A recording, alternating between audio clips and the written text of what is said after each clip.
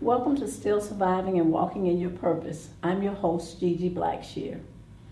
Our guest has an amazing story of what it means to be a true survivor. Please welcome to our show, Miss Cheryl Lawson-Wright. Cheryl, welcome to our show. Thank you. I'm excited about being here. Cheryl, please tell our audience, who is Cheryl Lawson-Wright and what is your survival story? Wow. Okay, Cheryl is a mother of two beautiful sons, and I have a grandson.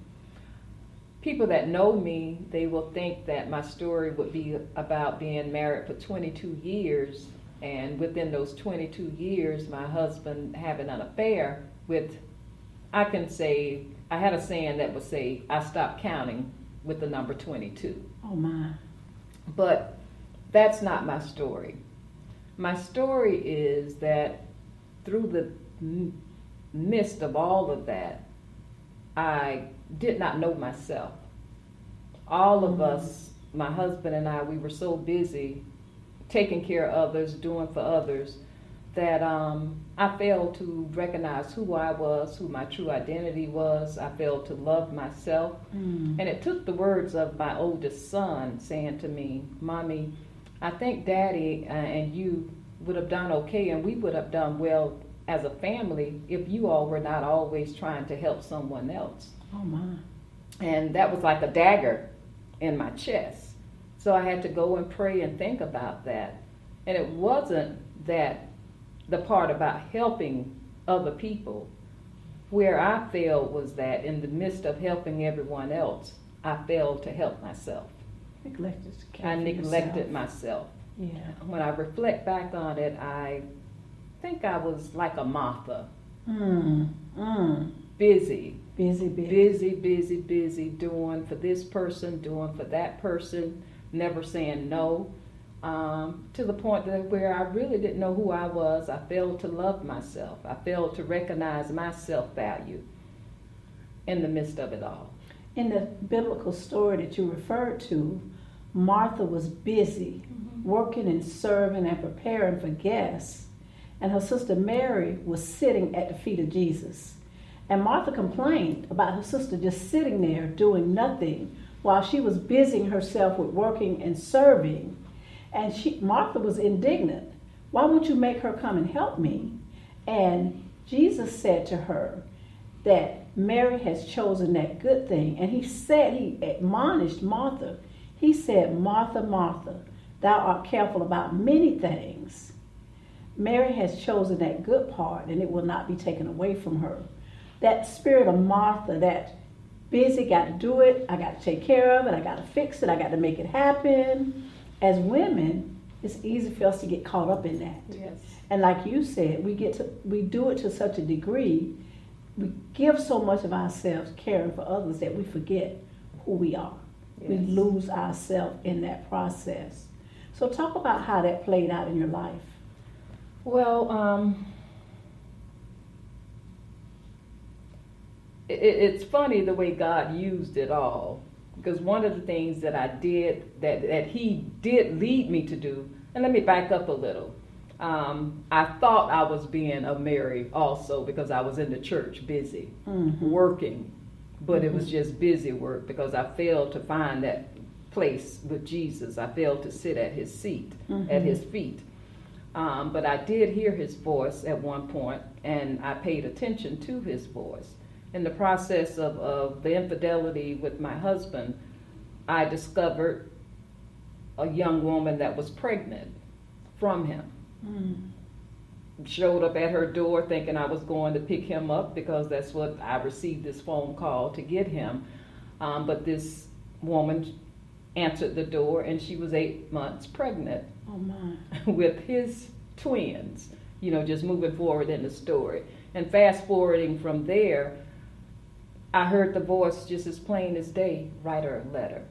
You need to reach out to her. She's hurting just like you're hurting.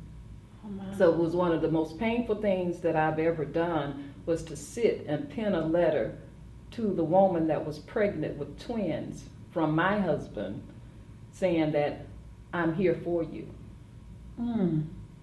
It took great grace to be able to do that. Yes. And now moving forward to how all of it came full force and stopped me and made me recognize that I was missing the mark, was the other journey, my cancer journey. I found myself in a peculiar place alone at this time, separated from my husband, because I was going through that process, recognizing that there needed to be more, there had to be more. So we were separated at that time, and then I discovered that there was cancer. I touched one time, I touched 2 times, I touched the 3rd time, and I heard this soft voice again stating that yes, there's going to be a storm, but I'm going to carry you through it. Oh my. So through that journey, ended up without health insurance before I can even have surgery. I was lost, didn't know where I was going to go, what I was going to do. Of course, my parents were there, and they gave all of the support that they could do. But that young lady that God forced me, because at that point I didn't understand, didn't know why I was doing it, but God forced me to write a letter to befriend. It was that woman, the woman that I was supposed to hate, the woman that was supposed to hate me, that was there for me when I needed someone in my life. Wow. Other than my parents, she put thousands of dollars in my home. And I get emotional every time I think about it. Just like, what if You had taken another route. I would have taken another route? With her. What if I would have hated Yeah. like society wanted me to hate? Yeah, or dictated Or, that, yes, that you, yes. rightfully so. It would have been Yes. justified. It would have been Mhm, justified. Yeah.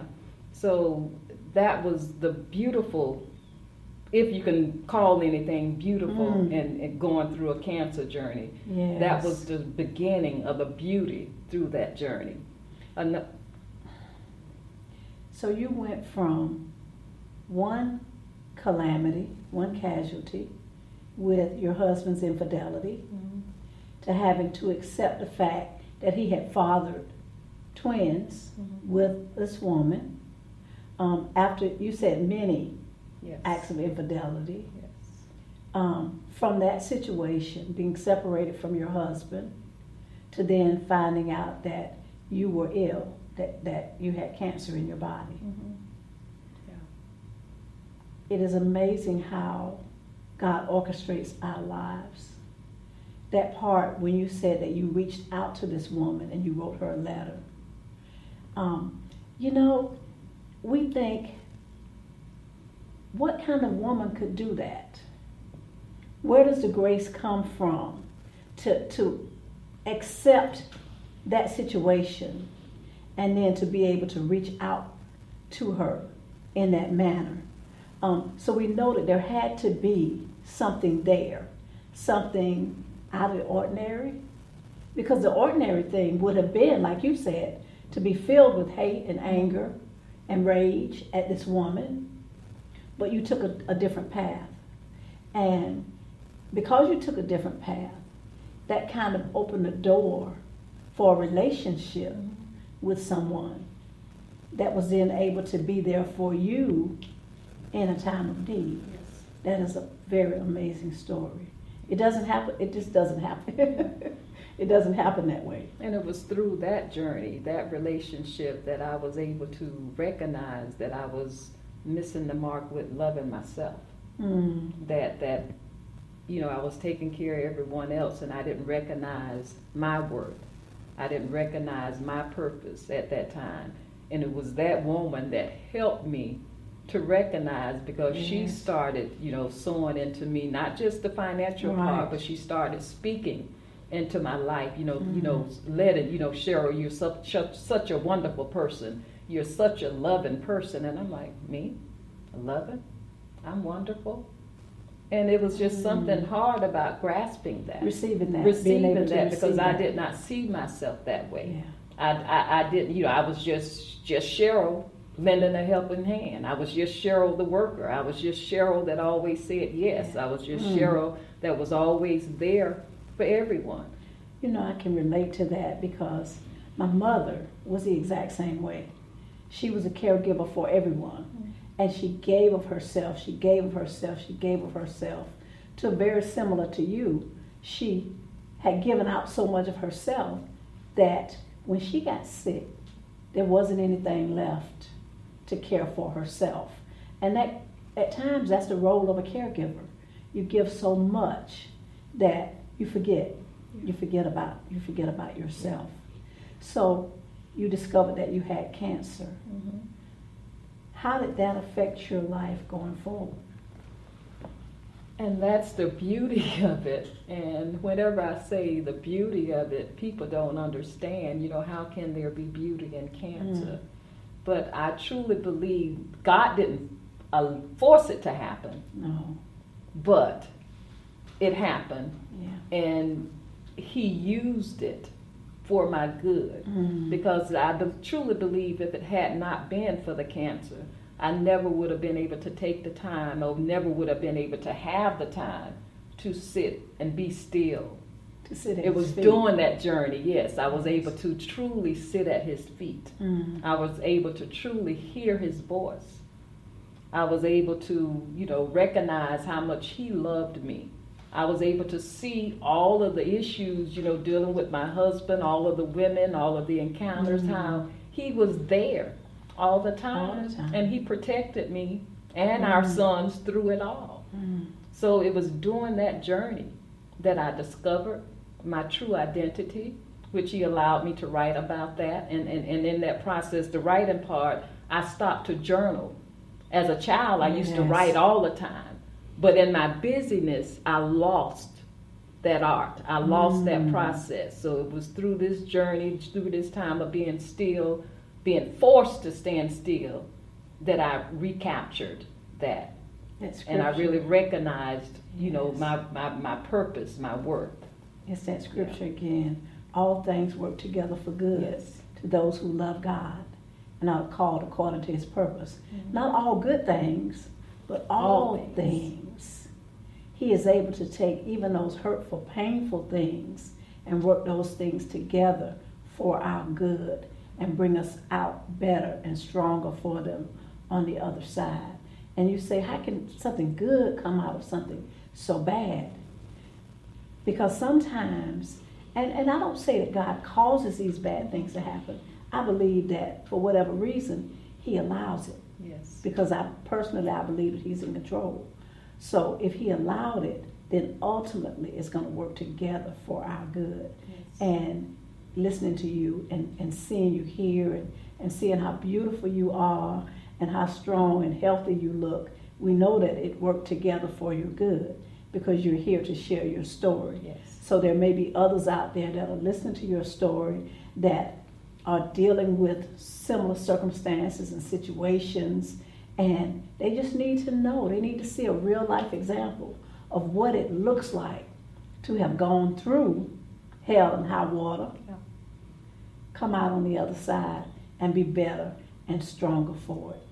Cheryl, thank you so much for sharing your story with us. You're welcome. It's a beautiful My story. pleasure. We'll be back with more from Cheryl Lawson-Wright in just a moment. We are back with Miss Cheryl